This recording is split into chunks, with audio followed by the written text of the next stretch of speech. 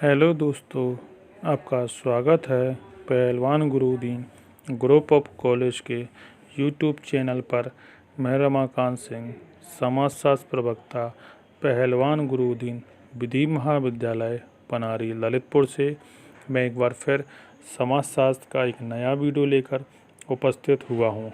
मेरे वीडियो को like, share, comments जरूर करें और चैनल को सब्सक्राइब करें, बेल आइकन दबाएं ताकि आपको नए वीडियो की नोटिफिकेशन मिल सके। मैं इस वीडियो में विस्थापन को रोकने के उपाय पर चर्चा करेंगे। विस्थापन को रोकने के उपाय। भारत में स्वतंत्रता के बाद विकास कार्यक्रम के फलस्वरूप विस्थापन को जो समस्या उत्पन्न हुई है, उसके कारण राष्ट्र के सामने यह गंभीर प्रश्न पैदा हो गया है कि विस्थापन की समस्या का समाधान किस तरह किया जाए।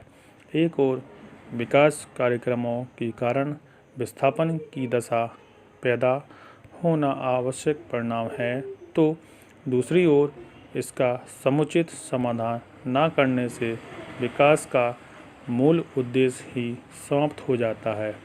इस दशा में निम्नलिखित उपायों के द्वारा विस्थापन की समस्या का काफ़ी सीमा तक समाधान किया जा सकता है। नंबर 1, सर्वप्रथम यह आवश्यक है कि विभिन्न विकास कार्यक्रमों को लागू करने से पहले विशेषज्ञों द्वारा क्षेत्रीय अध्ययन किए जाएं, जिससे कम लोगों को उनके मूल स्थान से हटना पड़े।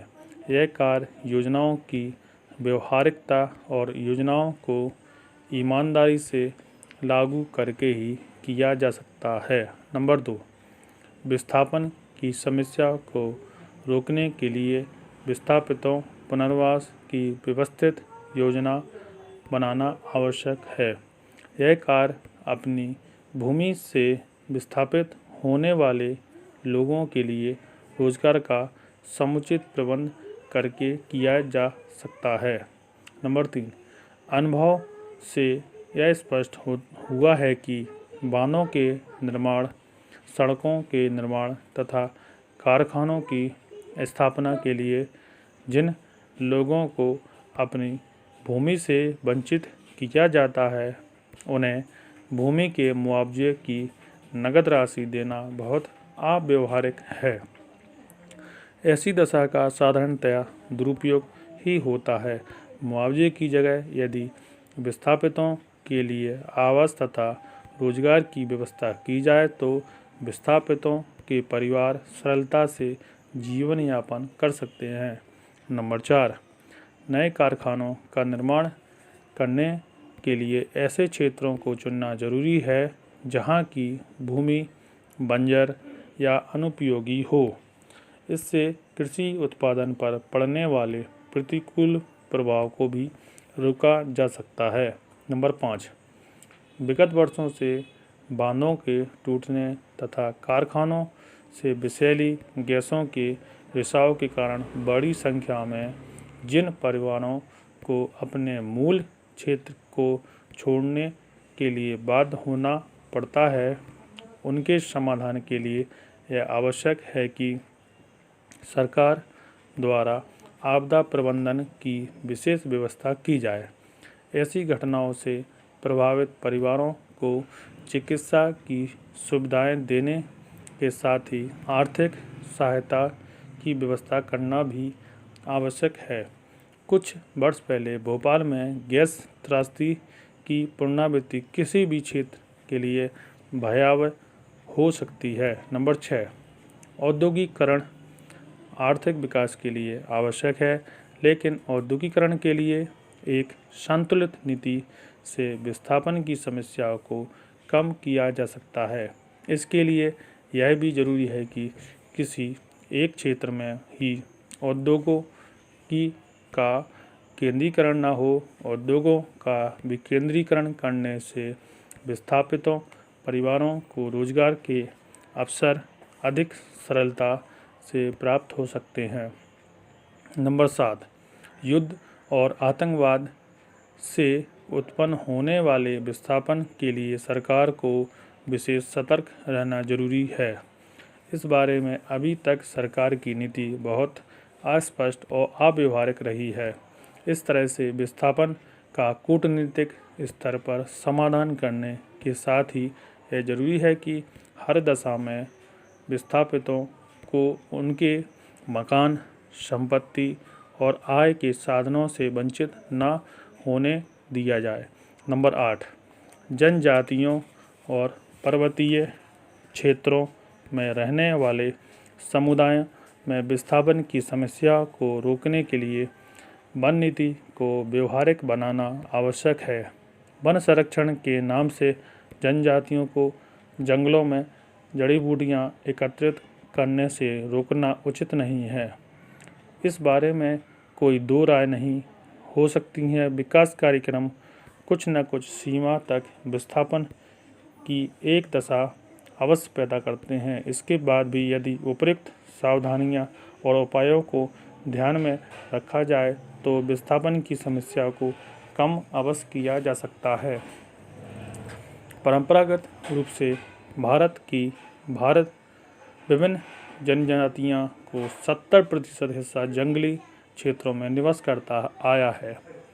पर्वतीय भागों में रहने वाले लोगों का भी काफ़ी प्रतिशत पर्वतों पर जंगली क्षेत्रों पर निर्भर करता है। इसका तात्पर्य यह है कि सन 1990 तक भारत की लगभग 9 करोड़ आबादी जंगलों से प्राप्त होने वाले विभिन्न पदार्थों जैसे जड़ी बूटियों, पत्तों, शहद, सूखी लकड़ियों आदि के द्वारा अपना भरण पोषण करती थीं।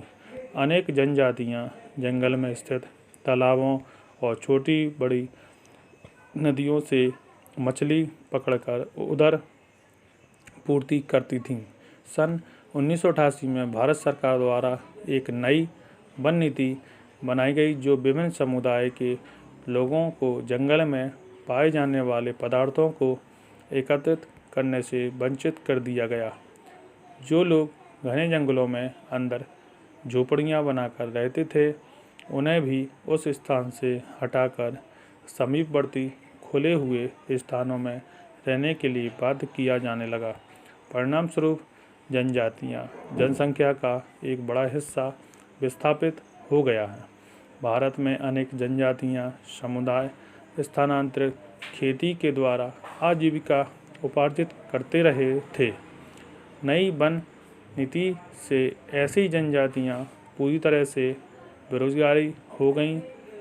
यह समस्या आज छत्तीसगढ़, मध्य प्रदेश, गुजरात तथा कर्नाटक के जंगली क्षेत्रों में सबसे अधिक गंभीर है।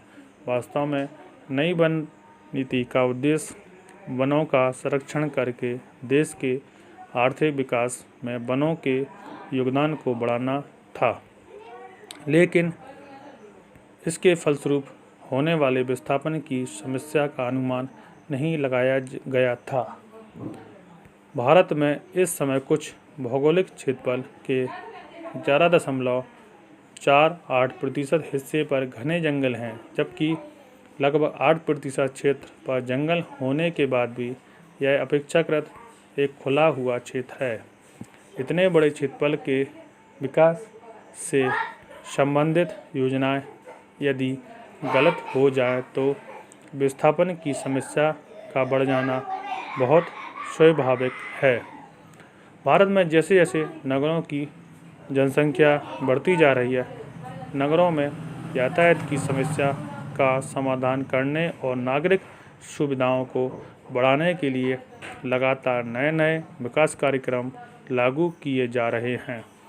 सभी नगरों में मंडी समितियों की स्थापना की गई है, जिसके लिए एक बड़े क्षेत्र की आवश्यकता होती है। यातायात की समस्या का समाधान करने के लिए सभी नगरों की सीमाओं से लगे बड़े क्षेत्र में ट्रांसपोर्ट नगर बनाए गए हैं। जब कभी भी एक नई सड़क, शिक्षा प्रतिष्ठान या औद्योगिक इकाई की स्थापना होती है तो इसके लिए हजारों एकड़ भूमि या अधिकृत की जा सकती है।